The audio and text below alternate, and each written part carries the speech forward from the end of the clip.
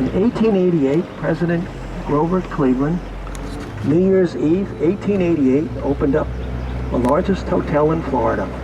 It's called the Seminole Hotel. It had 250 rooms, marina, tennis courts. It sat between this lake, Lake Osceola, and the South Lake where we're heading, Lake Virginia. Grandest hotel in the state. Operated October to May. Well, it burnt to the ground in 1905. Nobody was hurt, but the investors lost all their money.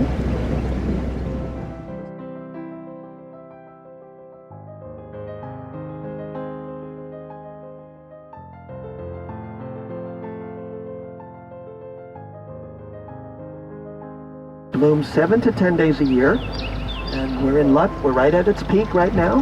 That's called a trumpet tree or a tababuya. The house in the back was the winter home of the Sinclair family, mid-30s, the oil baron Henry Sinclair. We're in the tropics. This is the banana plant. We're leaving Lake Osceola, 160-acre spring-fed lake. This is a man-made canal, 4 feet of water in here.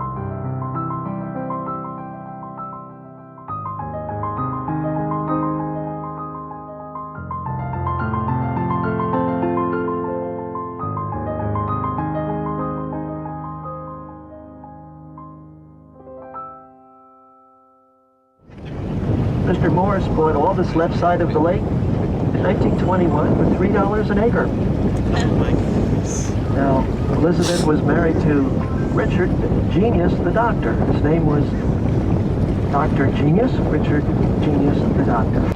This is the top 4-year liberal arts college in the entire southeastern United States. Top 50 in the country. 2,300 undergraduate students stroll among the 40 acres. You can drive your car through the campus as well.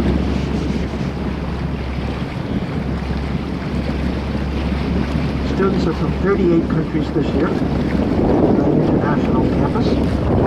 7 out of 10 students receive financial aid, like Blue Boats. Water ski, swimming, rowing, round up, and one ultramodern. Oh, really? That's the first day of fall I met. Open tomorrow.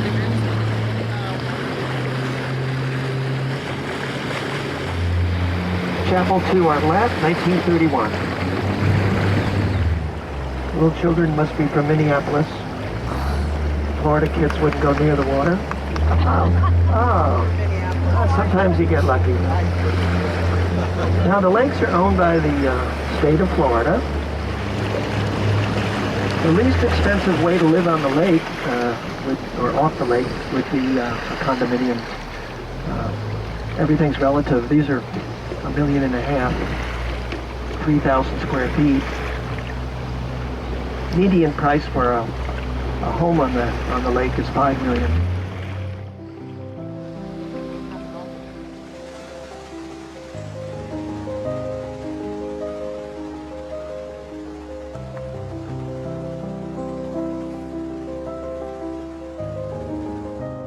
The live oaks have a lifespan of 600 years. An enormous root system that can withstand hurricanes. This tree on the right is a 100-year-old loblolly pine. And we don't see these anymore because the lumberjacks cut them all down. Loblolly pine. See, these canals were built by lumberjacks in 1880. The founders, Chase and Chapman, came down in 1881 from Canton, Massachusetts, 20 miles south of Boston. They bought up 3 homesteads, 600 acres. Their vision was to sell wealthy Northerners land to build winter homes. And that's exactly what happened.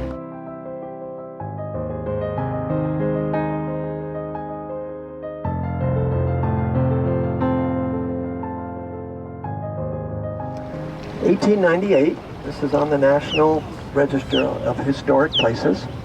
This was the winter home of the Brewer family from Cortland, New York, upstate New York. It has 9 bedrooms, 8 bathrooms, and 2 kitchens. 2 people live in it today. The White House was the home of the Rich family, Mr. and Mrs. Rich. 1955. Rather appropriate name for Winter Park, Mr. and Mrs. Rich.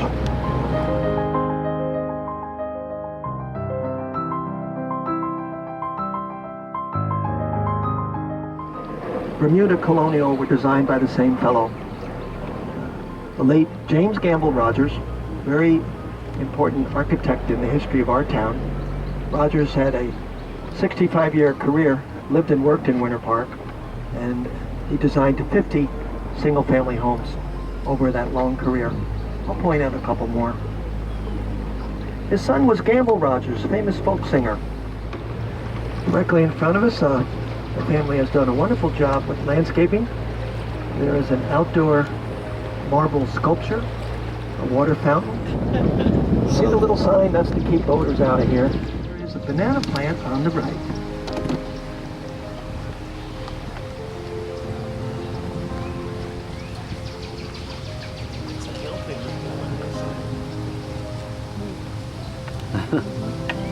Those bananas.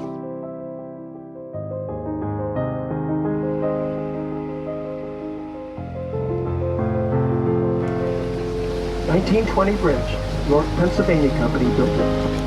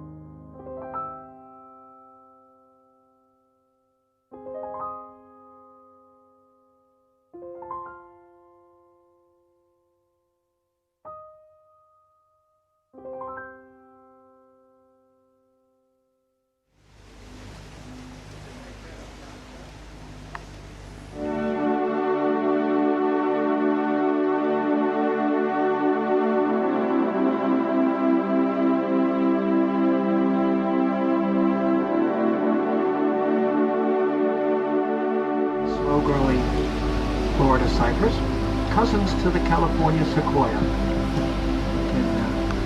Do live for thousands of years. Well, this next lake I call the New Ridge Lake. This is a 450-acre lake, the last area to be developed. It used to be an orange grove, and it's a peninsula jutting out into the lake. 450 acres. This is Lake Maitland, M-A-I-T-L-A-N-D, Lake Maitland. It's called Kraft Azalea Gardens. The big trees are 800-year-old cypress. It's a beautiful little neighborhood park. It was a gift to the city from the Kraft family, George and Maud Kraft, 1936. The bird on what used to be a birdhouse, that is a male Anhinga underwater feeder, A-N-H-I-N-G-A, Anhinga. Look up the top here, there's an osprey hawk up the top, wearing a tuxedo. Yes. The hawks are not always got a fish, look.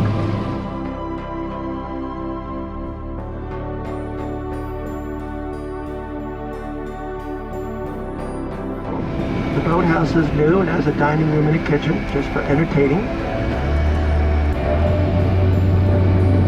Via Salerno, Via Capri, Via Contessa, Via Lugano. The building was converted to 19 high-end condominiums, now called the Alabama Condominium. This is what the houses looked like in the 1950s. Single-story ranch. Last one standing. It'll be knocked over fairly soon. The new generation are all two-story.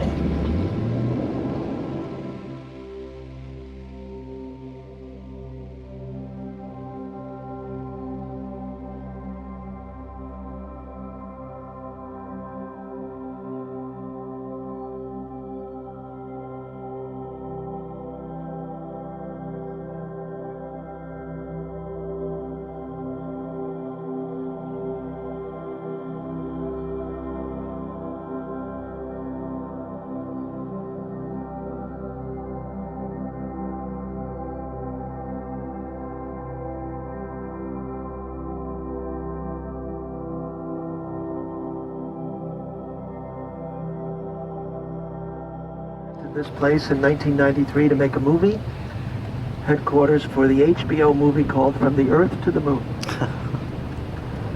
The house can be seen in the production. Most of the filming took place at the Space Center, 50 miles behind us. Cormorants, and they fish in a group. What they're doing is they're eventually forming a wall, a straight line, fairly straight. They move the fish ever so gently into the shallow water, and then they feast on them. Just a little while, the other birds, the herons and the egrets and the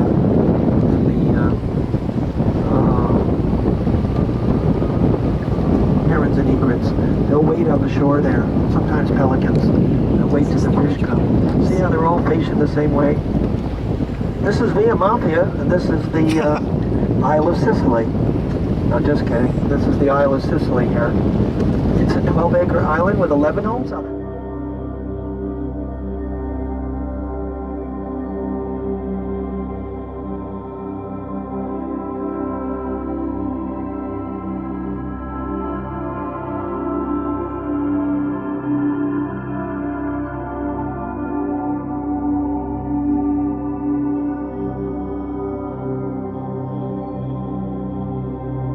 Called the Georgian Revival, and the architect was James Gamble Rogers.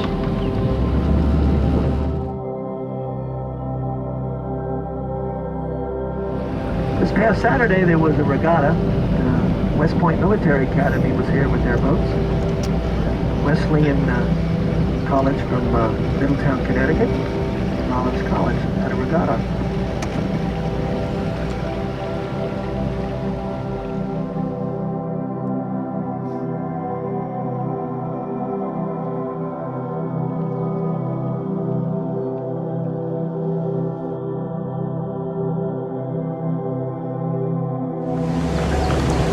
House to your left, 1,600,000. That's ballpark. Does that include the boathouse? It includes a boathouse, yeah, they have access to the lake.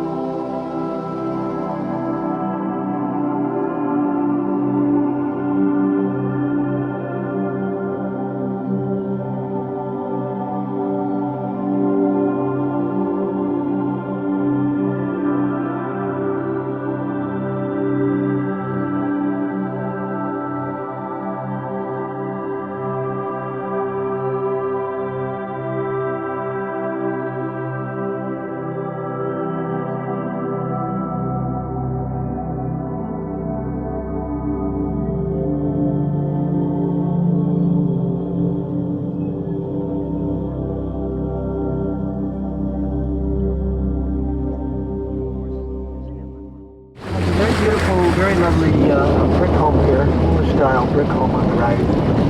It was built in 1922. In 1948, it was owned by the family of a very young Fred Rogers.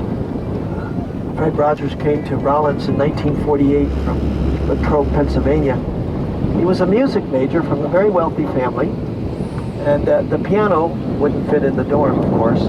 So his family bought that house for him. It didn't have a guest cottage, that's new, but it had the beautiful brick home there.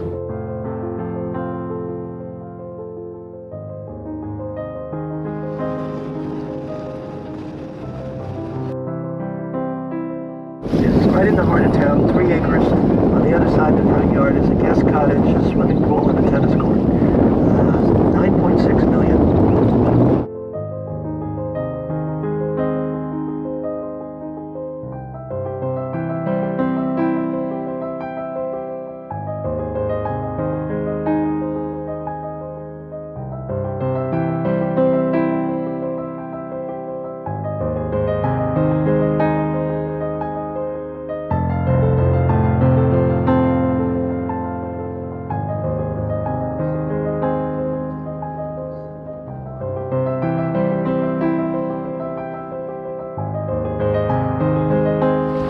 This was the estate of Charles Hosmer Morse, wealthy Chicago industrialist, retired here in 1888.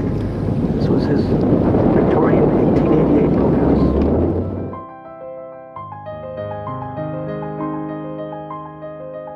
Every now and then an outdoor wedding.